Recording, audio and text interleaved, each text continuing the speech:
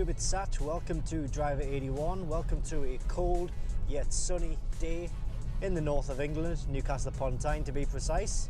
And this is my BMW 3 Series F31, although the F30 will be exactly the same. This is just the estate version.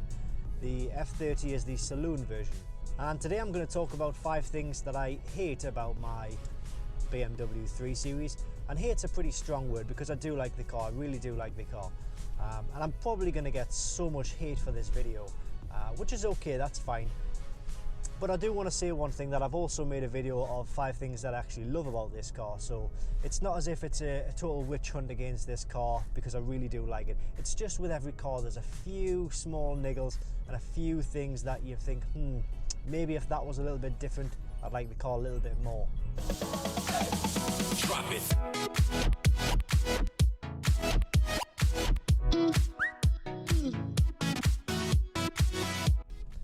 So the first thing that I hate about this 3 Series is the relationship between the engine and the gearbox.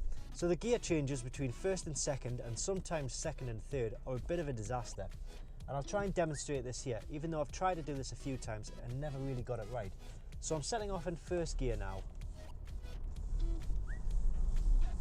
And then when I come to second gear, there's always that jerk. And it's not confined to the F30 or the F31. I had exactly the same thing in my E46, my E90, and it just appears to be a characteristic of the BMW manual gearboxes. Some people may say it's down to my driving style. However, I do have a manual Porsche 911, a manual Kia Sportage, and I've driven many other manual cars, and the same thing doesn't happen on those. Again, you may have seen a little bit of a jerk there. That is down to the fact that sometimes it's hard to judge which gear it should be in. It's never quite right. So yeah, the relationship between the gearbox and the engine for me leave a lot to be desired, and it's for that reason why I kind of wish I'd bought an automatic car instead. I should have known from previous experience, but I think an automatic is probably the way forward, and I've spoken to a couple of other people who mentioned the same thing. So I don't know, maybe BMW need to look into that, or maybe I need to look into it.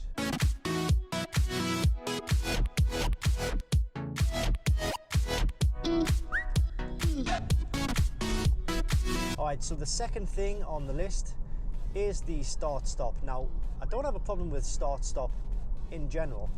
It's just with this particular car, with it being a diesel, when you actually pull up to, say for example, some traffic lights and the engine cuts off, which is fine, you may sit there for about a minute, put your foot back on the clutch, and when it starts up, the gear stick makes an almighty sort of vibration, almost to the point where it's actually quite horrible if you're doing it. But quite often, if you've got your hand on the gear stick and you feel this horrible vibration going through, it's really awful, in fact. And again, that is one of the reasons why I think an automatic would be ideal in this position. So what I'm going to do is, I mean, you probably can't see here, but I've got my hand on the gear stick. In fact, I'll just put my foot on the clutch, hand not on the gear stick. And the vibration that causes and the amount it shakes, it seems very unnatural. And again, we've got a Kia Sportage, which is a diesel manual, has the start-stop technology, and the gear stick on that just stays completely still. So that's one more thing that I don't like about this car. It really gets on your nerves and it really grinds on you. Okay, so the next thing on the list is the particularly loud engine.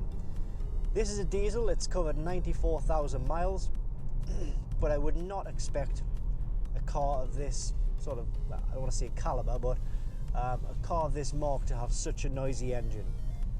Yes, it's a diesel engine, and there's been times when I've been sitting in the house, the engine's been running outside the house, I've been sitting upstairs at the back of the house, and you can still hear the engine running in this car.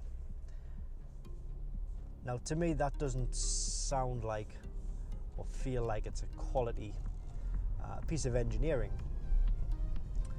So much so to the fact that you basically have to have the radio on all of the time to counteract that diesel loud engine noise. And it just doesn't make for a great driving experience. Have a listen and see what you think.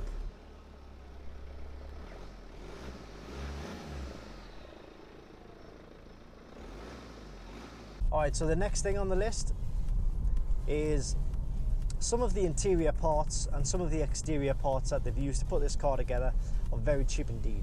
Generally, I wouldn't normally pick up on things like this, and I'm not that much of a snob. However, in this particular case, the plastics used on the interior, they just sound absolutely awful. I mean, I can push my hands against these here, and I don't know if you can hear that. Maybe I might have to do the experiment with the engine off and the car stopped, but it just sounds like a 25-year-old car creaking. And the same with the door handles as well. When you go to open the door handle, you'll notice that they actually move a little bit before you even pull it, and that is because the plastic is just resting on there. To be honest with you, the handles feel like they should be off a 1992 Ford Fiesta. Not that there's anything wrong with Ford Fiestas, but you would expect the quality in a BMW to be just that little bit more refined. And also, the center part of this steering wheel creaks like mad. So if you're unfortunate enough to touch the steering wheel in the wrong place while turning, you'll hear a nice creaking sound. Okay, so the fifth and final thing that I hate about my BMW 3 Series is the alloy wheel corrosion. This is something that you just simply can't get away from. Every single wheel on my car has corrosion on it.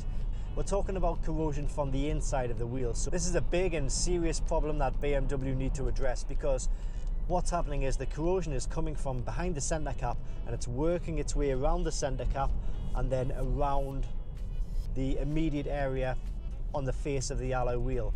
Let's have a look at my alloy wheels and I'll show you exactly what I'm talking about. So it starts from the middle, and as you can see, it gradually spreads out. And now my wheels are at different stages. However, I've been doing a little bit of reading online about this, and there's a few circumstances where the manufacturers, BMW, have actually replaced the alloy wheels under warranty, and there's even one guy who was onto his third set of alloy wheels within the warranty period because of this corrosion. And again, that shouldn't be happening, but maybe they're using new materials or whatever. Something's causing this corrosion, which BMW obviously need to look at.